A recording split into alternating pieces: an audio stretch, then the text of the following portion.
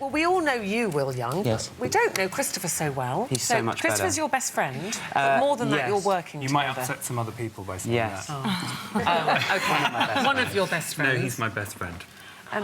Tell us why you've brought Christopher with you today. Well, Christopher brought me, actually. We do a podcast, so it's called Homo Sapiens, and we started it. It was Chris's idea, because we're both a big fan of Women's Hour. So we always swap ideas, and Chris said, what about doing an LGBTQ+ Women's Hour? So we started in Chris's kitchen and did season 1, and now we're launching season 2 with Jeremy Corbyn, no less. Exactly. It's your first guest. How difficult was it to get Jeremy Corbyn on board?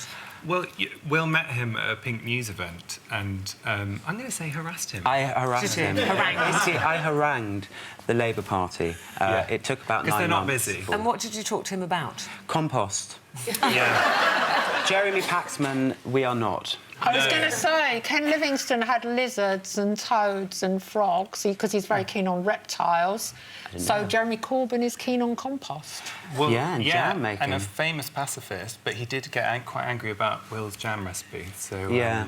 he's not using the pectin right. I wasn't using the pectin What right. kind of jam do you make, Will? Sorry to go off.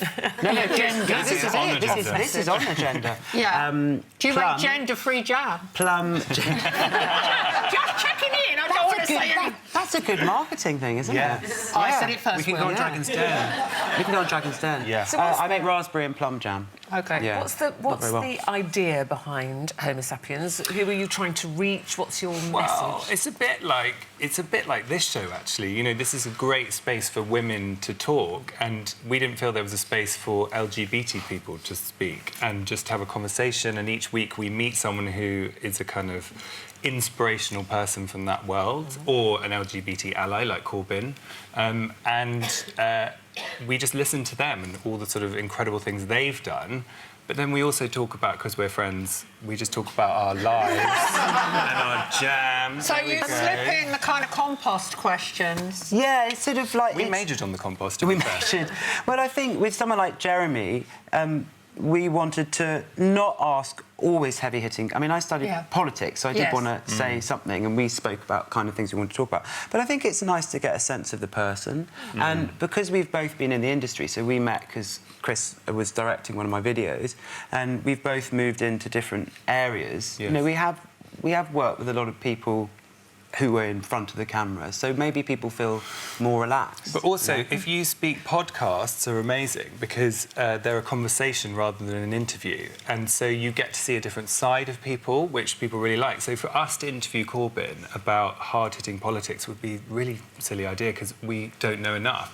But people to learn about the man is amazing because you don't hear that in small sound bites you see on the news. I know you said you've had a lot of people getting in touch with you saying, I'm feeling less lonely, because people can feel very isolated, especially if they're questioning their sexuality or they're confused by it. And they're saying this is like having a friend nearby. You know, numbers-wise, if you are LGBT and you live outside big metropolises, it's not that likely you're going to have someone around who's going through the same stuff as you. And people have written in saying, listening to your podcast once a week, I feel like I've got 2 friends who are talking about the stuff I want to talk about. And did you feel like that, Will? I said there in the intro that, you know, you did come out, but I'm sure you probably Twice, weren't I came out encouraged twice. to, were you? Yeah. But when you won I Pop did it once, I have Idol- to do it again. Why did you have to do it twice? Well, because I came out personally, and then when I became famous, I had to do it again.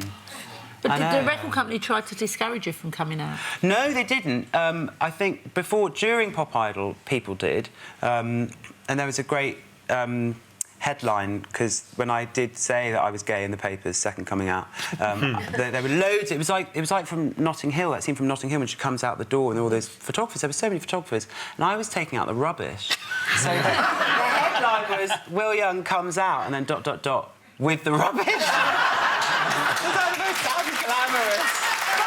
But we're laughing now, but you were saying outside London, you know, that people aren't always as understanding, and people find it difficult. I mean, that must have been hard for you even then, that you'd come out to your family, but suddenly they want the world to know, and there's photographers outside your door. Well, we found the opposite, funnily enough, because for this series, we went out of London because we didn't want to become London-centric, and we went up to Yorkshire, we went to Manchester, we went to speak to a headmaster and a teacher in Birmingham who has an amazing, progressive, creates this incredible environment for inclusivity. And we didn't come across. We spoke to Francis Lee, who's a director, and he grew up in rural Yorkshire. I mean, I almost crashed the car coming down his drive, and.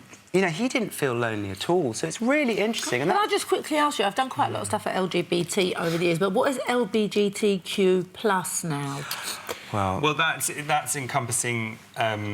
The Q is for queer, so lesbian, gay, bisexual, transgender, and then Q is for queer, which can mean genderqueer, so people who don't want to specifically be assigned to a certain But that was always a word that we would never use. That word. It would have it's sort of been reclaimed, I think. Offensive. But don't you think that all this terminology and all this great long mouthful of initials puts off a lot of people and it makes them anxious? Yeah, you know, I understand that it can feel like you're going to offend someone, but I think the general thing is that you just ask and say, look, hey, what can I? How would you like to be addressed? And then you open it up and be vulnerable and say, I'm afraid I don't have all the answers right now, but what would you like to? And I was in Chicago 3 weeks ago, and I said to someone, I was introducing this woman, I said, oh, this lady, and she was really offended that I said lady rather than woman. So I just said, I'm really sorry, I didn't realise that offended you. No problem at all.